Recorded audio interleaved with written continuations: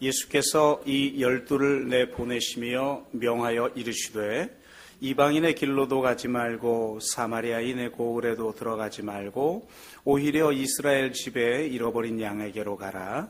가면서 전파하여 말하되 천국이 가까이 왔다 하고 병든 자를 고치며 죽은 자를 살리며 나병 환자를 깨끗하게 하며 귀신을 쫓아내되 너희가 거저 받았으니 거저 주라.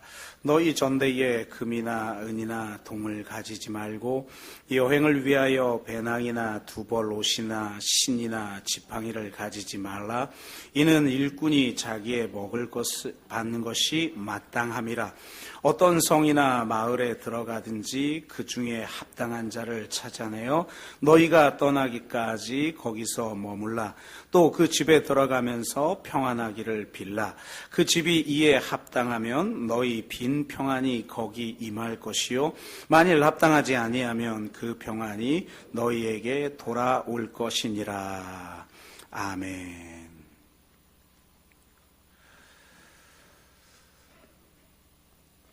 네, 오늘 1절부터 15절까지의 말씀을 함께 나누게 될 텐데요. 좀 길어서 5절부터 13절까지만 읽었습니다. 10장에 드디어 제자들의 명단이 기록됩니다. 이 제자들의 명단을 보면서 우리는 놀라지 않을 수 없는데요.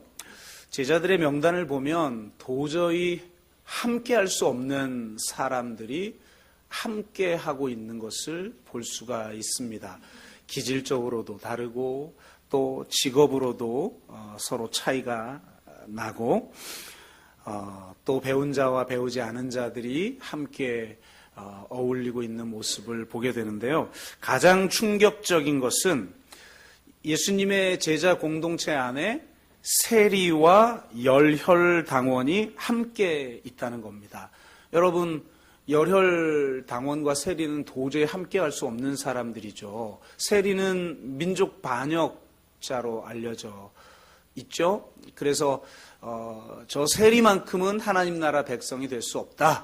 이렇게 그 시대는 이야기할 정도였고, 열혈당원은 어떤 사람들입니까? 바로 이스라엘 그 민족을 회복시키기 위해서 혁명을 준비하는 사람들이기에 이 민족 반역자인 세리들마저 죽일 수도 있는 그런 사람들이라는 것을 우리는 알 수가 있죠. 그런데 어떻게 예수님의 제자들 안에는 이렇게 민족 반역자라고 할 수 있는 세리와 혁명당원이라고 할 수 있는 열혈당원이 함께 공동체를 이룰 수 있었을까?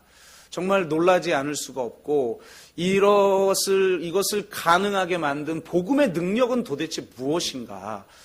이것에 대해서 오늘 우리는 함께 묵상하기를 원합니다.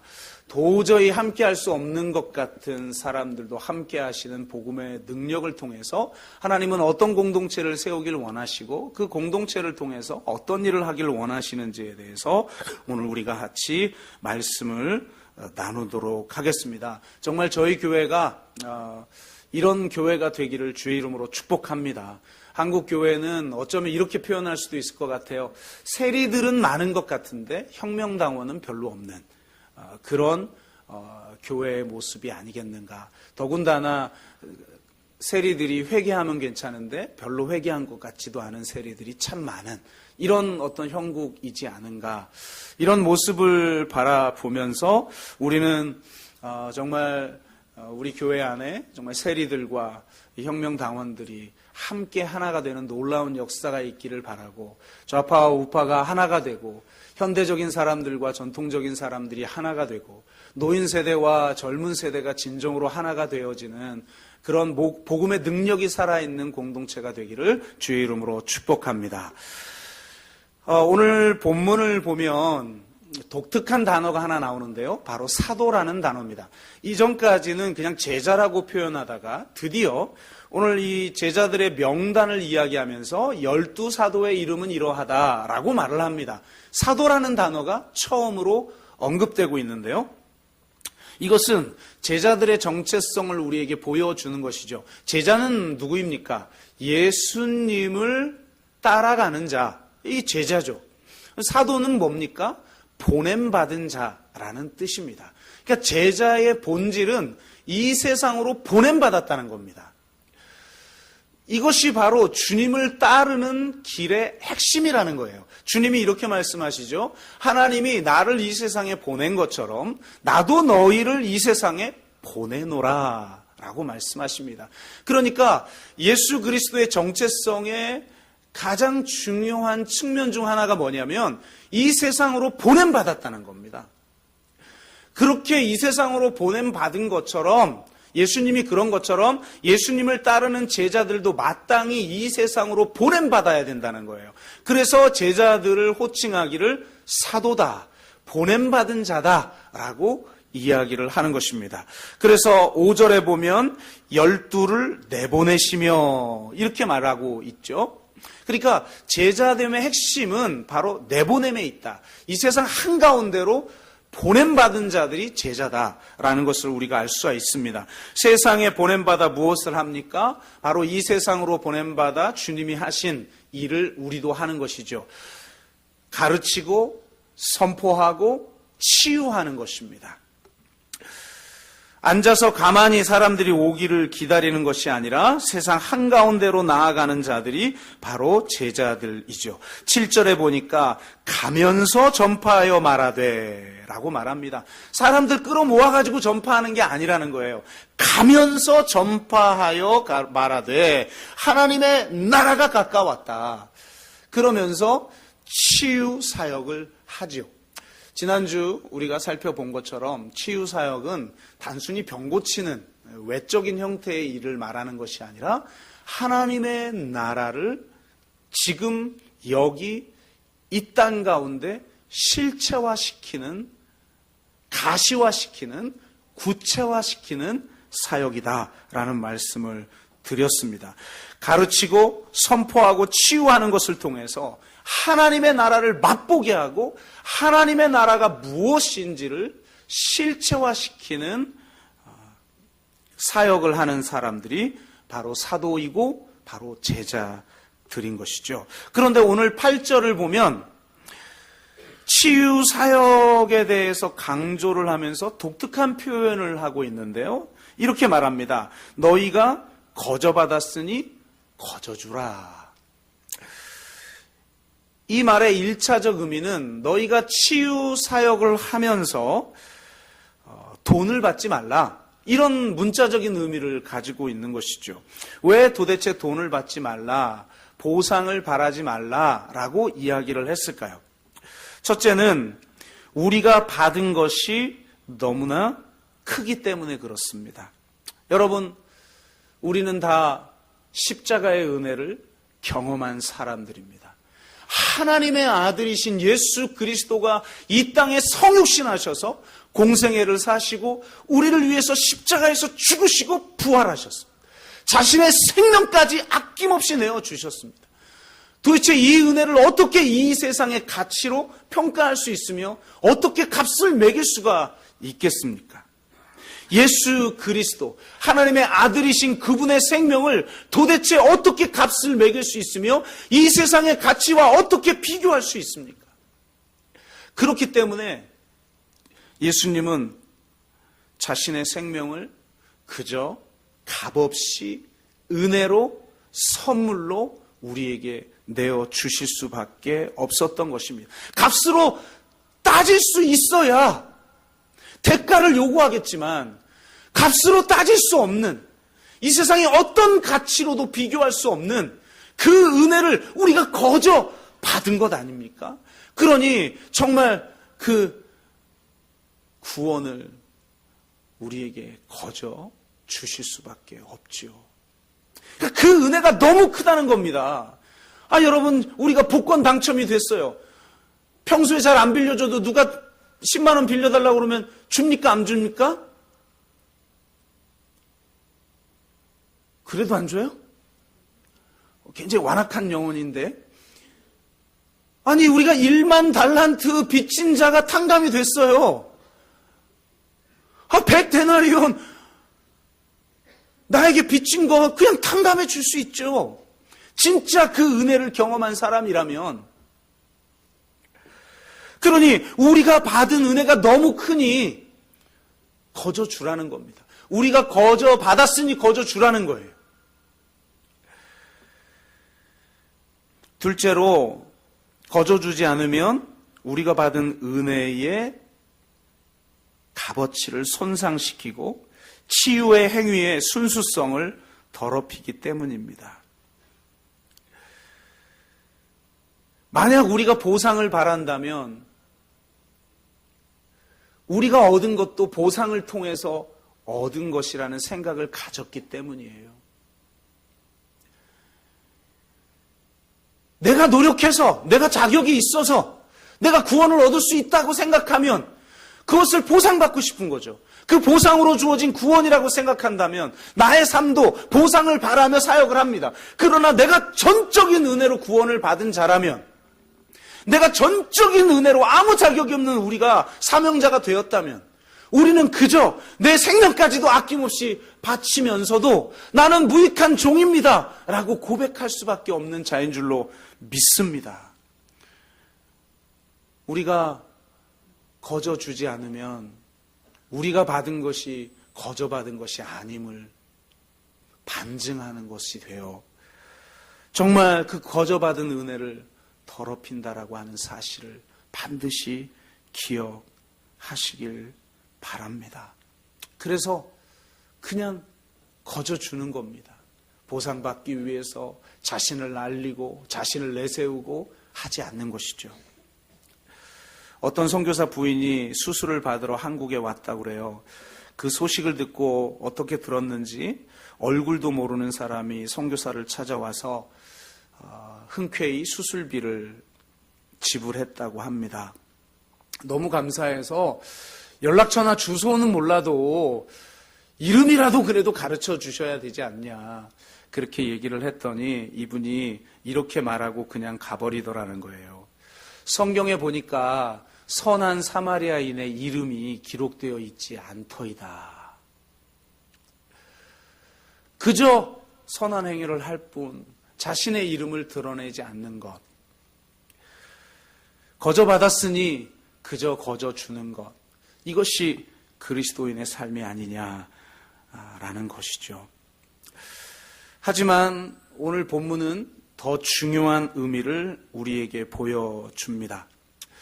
치유 행위가 단순히 기적을 의미하거나 병이 낫는 것을 의미하는 것이 아니라 하나님 나라가 실체화되어지는 것을 의미하는 것이라면 거저 받았으니 거저 주라는 것도 마찬가지로 하나님의 나라의 원리를 우리에게 보여주는 것입니다. 무슨 말이냐면 내 개인이 은혜 받았으니까 그냥 내 개인이 자신을 드러내지 않으면서 거저 주는 삶을 살라라고 하는 개인의 윤리를만을 말하는 것이 아니라 하나님의 나라가 이루어지고 있는 그 하나님 나라 백성의 공동체의 원리가 무엇이냐, 거저 받았으니 거저 주는 선물의 원리가 관계 속에 작동해야 된다라고 말하고 있는 것입니다. 이 세상은 서로 경쟁하고 서로 거래할 뿐이죠. 이걸 한마디로 말하면 교환이라고 합니다. 기브 앤 테이크죠. 내가 이만한 가치를 줬으면 너도 이만한 가치를 주어야 한다라는 것입니다. 우린 얼마나 그런 생각을 많이 가집니까? 심지어는 하나님 앞에서도 그러죠. 하나님, 내가 이 정도 봉사를 했으니 나에게 축복을 주셔야죠. 그러면서 하나님과 거래합니다. 부부관계는 어떻습니까? 내가 당신에게 이렇게 희생했으니까 당신도 내가 희생한 만큼 당신도 기브 앤 테이크 나에게 돌려줘야 되는데, 아니 내가 주기는 많이 줬는데 받은 게 없는 것 같으니까 상처가 되고 관계가 깨어지는 것이죠. 하지만 이런 교환 관계는 거래적인 관계이지 사랑의 관계가 아니죠. 여러분, 사랑하는 사람들이 서로 거래합니까? 여러분의 가정에서 여러분 자녀들과 지금 거래합니까? 너 공부 잘해야만 해? 내가 이렇게 밥을 해줬으니까? 그런 어머니 아무도 없죠. 혹시 있다면 지금 회개하시기를 주의 이름으로 축복합니다. 그런 사람 아무도 없죠. 그냥 사랑하니까 서로 온전히 자신을 내어주는 것이죠. 서로 섬기는 것이죠. 사랑의 관계는 교환 관계가 아니라 선물의 관계입니다. 받을 것을 전제하지 않고 온전하게 내어주는 관계가 선물의 관계인 것이죠. 그렇게 우리가 서로에게 선물이 될 때 그 선물이 순환하는 공동체, 이것이 바로 진정한 공동체인 줄로 믿습니다. 그래서 공동체라는 단어, 커뮤니티라고 하는 단어는 라틴어 꼼과 라틴어 뮤니스라고 하는 단어가 합쳐진 거라고 하는데요. 이 꼼은 함께라는 뜻이고 뮤니스는 선물이라는 단어라고 합니다. 그러니까 공동체는 뭐냐?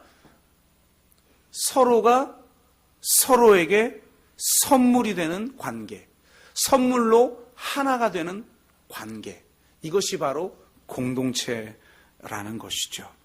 그래서 거저 받았으니 거저 주는 것이 관계의 원리가 되는 공동체, 이게 바로 하나님 나라 백성의 공동체라는 거예요. 예수 그리스도가 왜 자신을 완전히 내어주셨는가?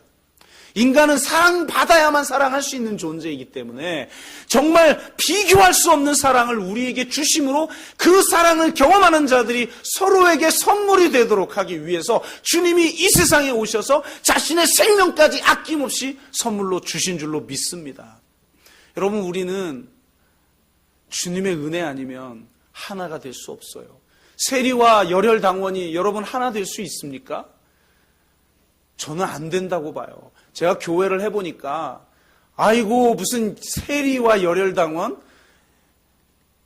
세리와 열혈당원은 부딪히기라도 하면 이해라도 해요. 그런데 교회에서 보면 기질이 조금 다르고 생각이 조금 다르고 그래도 하나 되기 얼마나 어렵습니까? 우리는 정말 하나 되기 어려운 존재예요. 그래서 예수 그리스도가 이 하나님 나라 백성의 공동체, 그 공동체를 회복시키기 위해서 자신을 선물로 완전히 내어주신 거예요. 우리를 이 피값 주고 사지 않으면 우리는 절대로 하나가 될 수 없는 사람들이기 때문에 주님이 우리를 위해서 자신을 선물로 온전하게 내어주신 줄로 믿습니다. 그래서 우리의 관계가, 그리고 우리가 이 세상 한가운데로 나아가면서 이 세상이 어떠해야 되는지를 보여주는 게 뭐냐? 거저 받았으니 거저 주는 원리가 이 사회의 원리가 되도록 해야 하는 것이죠. 우리가 먼저 그것을 살아냄을 통해서만 가능한 것입니다. 이것은 다음 명령에도 그대로 드러나는데요. 9절, 10절에 보니까 참 우리 읽고 싶지 않은 대목이죠. 우리가 가끔 이렇게 좀 건너뛰고 싶은 본문들이 성경에는 있어요. 근데 우리가 오늘 대표기도 해주신 분 말씀처럼 급진적 제자 공동체를 추구하는데, 급진적 제자 공동체란 무엇입니까? 정말 말 그대로 하나님의 말씀을 순수하게 있는 그대로 지키고 주님을 따르는 공동체를 말하는 것이죠. 그래서 건너뛰고 싶지만 그 말씀 앞에 직면하는 거예요. 그래서 그 말씀이 반드시 나를 변화시킬 때까지 그 말씀을 붙드는 거예요. 제자들을 내보내면서 주님은 통장 하나씩 좀 주면서 후원 헌금 좀 모아가지고 주면서 내보내면 좋으련만 뭐라고 말씀하십니까? 너희 전대에 금이나 은이나 동을 가지지 말고 여행을 위하여 배낭이나 두벌옷이나 신이나 지팡이를 가지지 말라. 이렇게 얘기합니다. 도대체 왜 이렇게 말씀하셨을까요? 그것은 제자 공동체는 기본적으로 청직이기 때문에 아무것도 소유할 수 없는 무소유의 사람들이 되어야 하기 때문에 그렇습니다. 진정한 제자의 특징이 무엇인가? 바로 무소유의 삶을 사는 사람들입니다. 내가 잠시 어떤 것을 맡고 있을 수는 있지만 그것이 내 것이라고 주장하지 않는 사람들. 그래서 성령이 오순절날 임하자 명백하게 드러나죠. 사람들이 자기 것을 자기 것이라고 주장하지 않게 되어버리는 그런 공동체가 만들어져 버렸다는 겁니다. 죽을 때까지 가지고 갈 것이 아니면 어떤 것도 우리의 것이 아니다라는 말이 있어요. 말세에 주님이 다시 오실 때에 불의 공력에 견딜 수 있는 것이 아닌 것들은 다 헛된 것들입니다. 우리가 소유하고 있는 재산, 불의 공력에 다 없어질 것들이죠. 그런데 우리는 그것에 목숨 걸고 살아가요. 진정한 제자는 소유를 초월한 사람입니다. 세상이 감당하지 못할 사람이 세 부류라고 그러잖아요. 죽음을 초월한 사람, 소유를 초월한 사람, 목숨을 걸 신념을 가진 사람. 정말 딱 제자들 아닙니까? 사망 권세를 이기신 예수 그리스도를 믿는 자들 앞에 죽음의 권세는 더 이상 힘을 잃어버립니다. 어떤 소유도 우리를 넘어뜨릴 수 없습니다. 우리는 모두 사람은 떡으로만 사는 것이 아니라 하나님의 입에서 나온 모든 말씀으로 사는 것임을 고백하는 사람들 아니겠습니까? 그리고 우리는 이 복음의 말씀을 붙들고 내 생명까지 아낌없이 내어놓는 사람들 아니겠어요? 그게 진짜 제자들 아니겠습니까? 어제 재미있는 일이 하나 있었는데요. 어제 이제 교회를 방문한 권사님 중에 한 분이 교회 카페 카운터 위에 깜짝 놀랄 글씨 하나를 발견한 거예요. 바로 소주 처음처럼. 그 글씨가 크게 쓰여 있는 거예요. 아니, 교회 카페에 처음처럼이 웬 말이란 말이냐. 그리고 깜짝 놀라셔가지고 그걸 딱 들은 거예요. 그리고 이렇게 보니까 그게 소주 처음처럼. 글씨는 똑같잖아요. 그게 아니라 성공의 대학 달력, 탁상 달력인 걸 알고 이거 그렇구나 하고 안심하고 다시 돌려놓는 모습을 보았었는데요. 바로 그 신영복 선생님의 글씨 처음처럼이라고 하는 글씨가 그 달력 12개의 글씨 중에 하나로 1월달 글씨에 적혀 있었습니다. 그 처음처럼 밑에 보면 이런 글씨가 써 있어요. 처음으로 하늘을 만나는 어린 새처럼, 처음으로 땅을 밟는 새싹처럼 우리는 하루가 저무는 겨울 저녁에도 마치 아침처럼, 새봄처럼, 처음처럼 언제나 새날을 시작하고 있다. 정말 멋진 말씀 아닙니까? 여러분, 새하늘과 새 땅을 기다리며 오늘 하루를 살아가는 우리는 항상 새날을 사는 사람들인 줄로 믿습니다.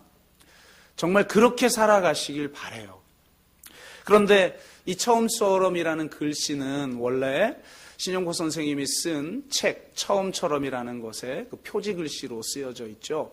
이 처음처럼이라는 책에 보면 또 하나 유명한 구절이 있는데요. 이런 구절입니다. 높이 나는 새는 몸을 가볍게 하기 위하여 많은 것을 버립니다. 심지어 뼛속까지 비워야 합니다.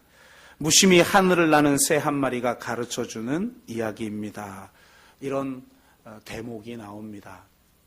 정말 새들이 높이 날기 위해서는 그냥 내장을 비우는 정도가 아니라 아예 그 뼛속까지 비워낸다는 거예요. 그래야 높이 날 수 있다는 거예요. 우리가 이 세상의 끈끈한 그 탐욕이라는 중력에 사로잡혀서 소유를 추구하면서 살아가다가는 정말 그 영적인 높은 경지를 살아갈 수 없게 되는 줄로 믿습니다. 진짜 제자들은 온전하게 자신의 것들을 내어놓는 사람들인 줄로 믿습니다. 그러나 이것보다 더 중요한 의미가 있는데요. 제자들에게 이것을 요구한 이유는 바로 교회란 가난한 자들의 교회여야 하기 때문에 그렇습니다. 내 한 개인이 무소유의 영성을 추구하면서 살아가는 것도 중요하지만 그 공동체가 과연 가난한 사람들의 공동체인가? 물어야 한다는 겁니다. 이것을 바로 이해하기 위해서는 두 개의 단어를 좀 비교할 필요가 있는데요. 어떤 학자가 이 두 가지를 비교해 놨더라고요. 굉장히 참 우리에게 도전을 주는 말씀인데요. 하나는 가난한 사람들을 위한 교회가 있고, 하나는 가난한 사람들의 교회가 있다는 거예요. 가난한 사람들, 물론 가난한 사람들을 위하지 않는 교회도 있죠. 그건 교회도 아니고, 그건 아예 열애시켜버리고, 두 가지 교회가 있는데요. 가난한 사람들을 위한 교회. 이 교회는 말 그대로 가난한 사람들을 위해 헌신하는 마더 테레사와 같은 사람들이 있는 그런 교회입니다. 부자들은 바로 그런 사람들이 사역을 할 수 있도록 돈을 기부하면서 죄책감을 덜 수 있죠. 여기에 사회개혁과 교회개혁의 거리를 두는 성직자들이 주로 이 흐름에 합류합니다. 그래서 이 흐름에 합류한 부자들과 성직자들은 칭송과 명예를 동시에 얻지요. 가난한 사람들을 위해 모금하기도 하고 병원을 짓기도 합니다. 결국은 가난한 사람들을 위한 교회는 자선단체를 소유하는 경영주가 되고 대규모 재산 소유자가 되어버리곤 하죠. 그런 교회는 놀랍게도 늘 부자와 권력자들을 대변하곤 합니다. 상당한 아이러니죠. 분명히 가난한 자들을 위한 사역을 해요. 그런데 그들이 가지고 있는 가치관은 권력자들과 부자들을 대변해요. 한 번도 가난한 자들의 편에 서본 적이 없어요. 가난한 자들에게 시혜를 베풀며 구제 활동을 해도 그들의 편에 서지는 않는 아이러니를 보여주죠. 반면 가난한 사람들의 교회는 말 그대로 가난한 자의 편에 서는 교회입니다. 자선이 아니라 정의가 이루어지는 교회입니다. 개인적 선행을 통해 가난한 자를 구제하는 것뿐만 아니라 가난함을 만들어내는 구조악과 싸우며 어떻게 하나님의 생명과 하나님의 평화가 공동체 가운데 이루어질지를 고민하며 바로 그것이 이루어지는 공동체를 만들어내는 공동체라고 할 수가 있습니다. 이런 공동체는 어떤 공동체일까요? 그것은 예수님의 제자들과 가장 유사한 형태를 보이고 있는 견유학파와 비교해 보면 압니다. 여러분, 예수님이 살았을 당시보다 훨씬 전에 있었죠. 이 견유학파는 그 유명한 일화 잘 알잖아요. 알렉산더 대왕이 너무나 유명한 그 통 속에 있는 철학자를 만나기 위해서 갔더니 당신이 햇빛을 가리고 있으니까 좀 나와주시겠어요? 라고 말한 바로 그 사람이 견유학파를 대표하는 사람이죠. 그래서 예수님이 살았을 때까지 그 지중해 지역, 그러니까 유대 땅까지 실질적으로 이 견유학파의 영향력이 굉장히 컸다고 그럽니다. 이 견유학파의 특징들이 있는데요. 이 견유학파들은 둘씩 짝을 져서 내보냅니다. 둘씩 짝을 져서 내보내야 돼 원칙이 있어요. 절대로 두 벌 옷을 가지지 않게 합니다. 한 벌 옷만 입게 만들고요. 그 다음에 신을 신지 못하게 만듭니다. 맨발의 수도자가 돼야 합니다. 그리고 보찜을 가지고, 이 보찜이라는 건 주로 돈주머니 역할을 하는 것이죠. 돈주머니, 이 보찜과 지팡이 하나만을 짊어지고 세상으로 나아갑니다. 그러면서 구걸을 하는 거죠. 그래서 사람들이 구걸한 것을 먹고 때로는 돈을 구걸해 주면 그 돈을 그 돈주머니에 넣어서 자족의 삶을 살아가는 거예요. 나는 세상의 소유를 추구하지 않는다. 세상을 초월했고 소유를 초월했고 나는 오직 자족의 삶을 살아갈 뿐이다. 이것들을 이 세상에 보여주는 사람들이 견유학파였어요. 그러면 너무나도 유사한, 예수님도 아마 이 견유학파를 흉내낸 게 아니냐 이런 이야기까지 하여 학자들은 예수님도 제자들을 둘씩 짝을 지게 만들고 내보내면서 두 벌 옷을 입지 말라 그러고 오직 옷 하나만 입어라. 그리고 신도 신지 말라. 맨발로 선교 여행을 가게 합니다. 그러면 뭐가 차이점이 있느냐? 두 개의 차이점이 있는데요. 예수님은 이 견유학파들이 그래도 가지고 다니라고 한 두 가지를 절대로 가지지 못하게 만드는데, 하나는 돈주머니와 자루예요. 하나는 지팡이입니다. 이 지팡이는 여러분 그냥 길거리에서도 자고 하는 사람들이 얼마나 위협이 있겠어요. 맹수의 위협도 있겠고, 그래서 그것에 대항할 무기를 가지게 만든 것인데, 그걸 갖지 않게 하는 것은 철저한 비폭력을 추구했던 예수의 제자들의 원리를 말하는 것이다 라고 어떤 사람은 이야기하는데요. 저는 더 중요한 게 있는데, 바로 돈주머니를 가지고 다니지 못하게 했다는 거예요. 견유학파는 돈주머니가 있어요. 왜? 구걸을 하면 그걸 가지고 넣을 게 있어야 되잖아요. 그리고 그것으로 자기 먹을 것, 입을 것을 구입해서 자족하며 살아갑니다.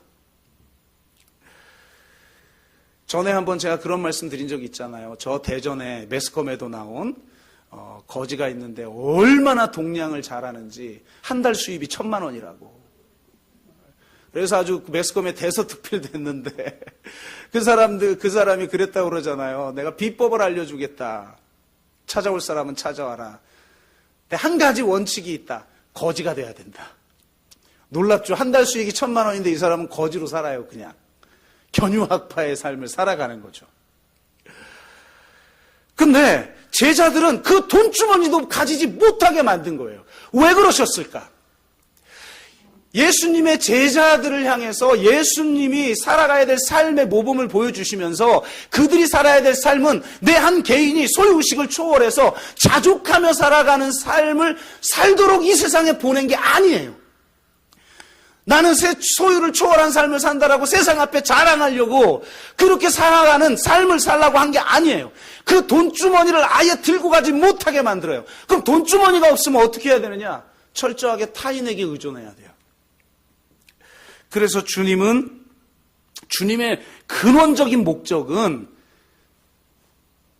구걸이나 소유를 초월하는 것이나 자족이 아니에요.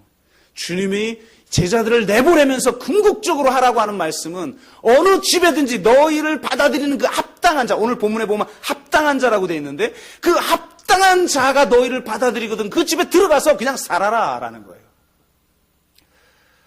그 마을을 떠날 때까지 그냥 살아라 거기서. 무슨 말이에요? 예수님의 목적은, 예수님의 제자들의 궁극적 목적은 자족이 아니라 공동 식사예요. 새로운 밥상 공동체를 세워나가는 거예요. 세리와 열혈 당원조차도 하나가 되어 함께 식사하는, 유대 땅에선 절대로 그럴 수 없습니다. 어떻게 혁명을 꿈꾸는 열혈 당원과 민족 반역자 세리가 함께 식사합니까? 있을 수 없는데 바로 그 공동체를 세우기 위해서 너희들 돈주머니 가지고 다니지 마. 너희들은 철저히 너희를 환대하는 그 사람들 그 집에 들어가서 밥상 공동체를 이루어내라. 이것이 바로 하나님의 선교이고 하나님 나라를 실체화하는, 거저 받았으니 거저 주라고 하는 원리가 실현되는 상호 호혜의 공동체, 선물의 공동체예요.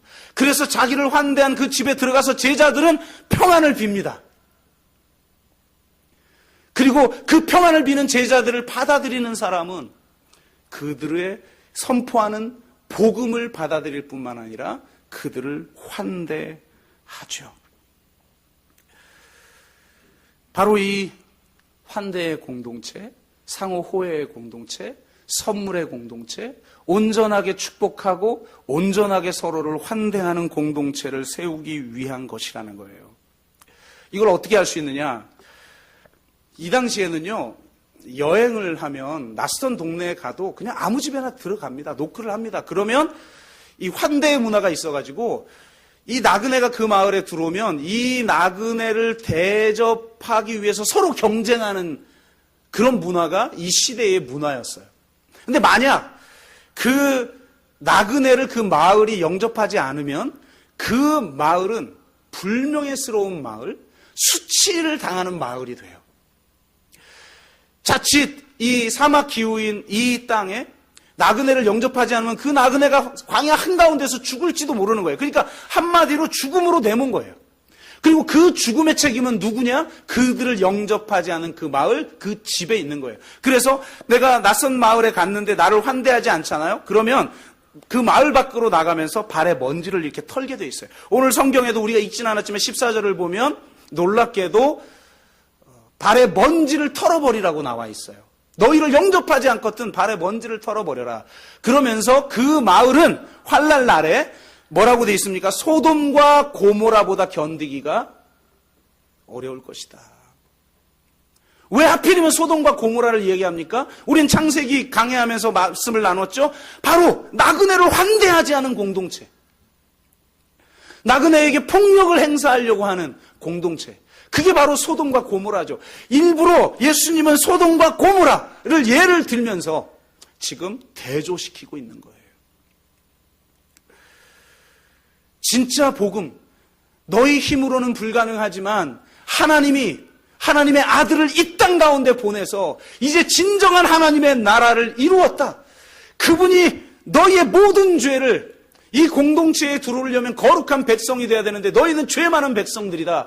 그래서 너희의 죄를 무상으로, 은혜로 거저 용서해 줄 뿐만 아니라 너희를 자녀가 되는 권세를 주셔서 왕의 백성으로서, 하늘 시민으로서, 하나님 나라 백성으로서 너희들을 세우고, 바로 그 하나님의 통치가 이루어지는 백성의 공동체는 거저 받았으니 거저 주는 선물의 공동체고, 낯선 나그네를 환대하는 공동체이며, 그 나그네는 그 공동체를 축복하는 거예요. 그 당시 낯선 집에 들어갈 때마다, 혹은 이웃의 집에 들어갈 때마다 그 집을 축복하는 축복문이 있었어요. 비르가트 하바이트라고 하는 축복문인데요, 참 좋습니다. 이런 구절이에요. 이 문을 통해 슬픔이 들어오지 않게 하시고 이곳에 아무런 어려움이 없도록 하시고, 이 문을 통해 아무 두려움도 들어오지 않게 하시고 이곳에 아무런 다툼도 있게 마옵소서. 이 집이 기쁨과 평화의 복으로 가득 채워지게 하소서. 이게 비르가트 하바이트예요. 서로가 서로를 방문할 때 이 축복을 해주는 거예요. 제자들이 지금 이 평화, 이 기쁨과 세상이 알지 못하는 이 기쁨, 세상이 알지 못하는 이 평화, 로마의 평화가 아니라, 팍스 로마나가 아니라 권력과 군사력을 통해서, 강제력을 통해서 서로 경쟁하여 서로를 이겨내는, 서로를 밟고 올라서게 만드는 그런 것을 통해서 이루는 평화가 아니라 십자가에 자신을 내어줌으로써 서로를 섬김으로 말미암아 이루어지는 평화, 그 진정한 하나님의 평화, 그 평화가 이 공동체 가운데 임하기를 원합니다. 아멘? 바로 그 평화의 공동체를 이루기 위해서 주님이 제자들을 세상 한가운데로 내보낸 것입니다. 우리가 이 세상 가운데 해야 될 일이 무엇입니까? 우리는 다 제자들이고 우리는 다 사도들입니다. 우리는 다 이 세상으로 보냄받은 하나님 나라 백성들이에요. 이 세상 한가운데로 나아가서 우리가 무엇을 해야 합니까? 허무에 굴복한 영혼들에게 진정한 생명 되신 예수 그리스도를 증거해야 되는 줄로 믿습니다. 그들에게 정말 생명 되신 예수 그리스도를 소개하고 선포하고 가르쳐야 합니다. 그리고 하나님 나라가 이루어지면 어떻게 되는지, 세리와 열혈당원조차도 하나가 되어지고, 죄인들과 죄인 아니라고 하는 사람들까지, 의인들이 한 밥상 공동체를 이루며, 심지어는 세리와 장녀들까지도 한 공동체가 되어져서 한 가족이 되는 밥상 공동체를 이루는, 천국 식탁의 공동체가 이루어지는, 그것을 우리가 이 세상 한가운데에서 모든 삶의 영역 속에서 그걸 실천해야 되는 거예요. 우리 가정이 하나님 나라가 실체화되는 가정이 되고, 우리의 일터가 하나님 나라의 원리, 거저 주었으니 거저 받았으니 거저 주라고 하는 그 원리가 실천되는 직장이 되게 만들고, 우리의 공동체가 바로 그런 공동체가 되고, 우리의 지역이, 이 사회가, 이 땅이 서로를 환대하고 서로를 온전히 축복하여 평화가 이루어지며, 거저 받았으니 거저 주는 선물의 공동체, 상호 호혜의 공동체가 되도록 하는 그 일을 하는 것이 바로 하나님의 선교인 줄로 믿습니다. 왜 이토록 놀라운 은혜를 우리에게 주셨습니까? 여러분, 우리가 왜 이렇게 힘든 길을 갑니까? 왜 우리가 십자가의 길을 갑니까? 왜 세상 모든 사람들이 가는 길로 가지 않고 우리는 좁은 길로 갑니까? 우리가 다 예수 그리스도의 은혜를 경험했기 때문 아닙니까? 하나님의 아들이신 그 예수 그리스도가 나를 위해서 죽으시다니, 나를 위해서 죽으심으로 말미암아 새로운 공동체를 만드시고 하나님의 나라를 출범시키셨으니 내가 정말 하나님 나라 백성, 하늘 시민권을 가진 시민으로서 이제 거저 받았으니 거저 주며 선물의 공동체를 이루며 상호 호혜의 공동체가 되며 서로를 환대하는 공동체가 되고 서로를 온전히 축복하여 평화가 임할 것입니다. 그 평화를 경험하게 하는 사람들로 우리를 부르신 줄로 믿습니다.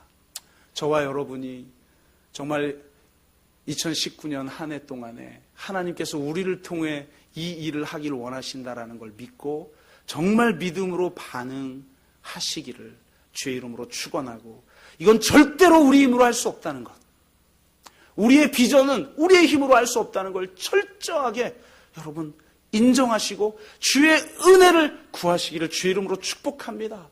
우리가 공동체를 추구하고 셀마다 모이고 그 이외의 대안들을 만들고 공공성을 추구하고 무슨 코하우징을 운동을 하려고 하고, 여러분 코하우징의 한계, 코하우징의 그런 거 우리 다 알죠. 모르고 하는 거 아니죠. 그럼에도 불구하고 현실적으로 존재하는 좋은 대안이니까 어떻게든 해보려고 하죠. 솔직히 한번 여러분 우리 고백해 봅시다. 여러분 주위를 이렇게 둘러보세요. 와, 나는 저 사람하고 같이 살고 싶어 라고 하는 마음을 불러일으키는 매력적인 사람이 있으면 한번 보세요. 서로 누가 있어요? 부부도 매력을 못 주는데?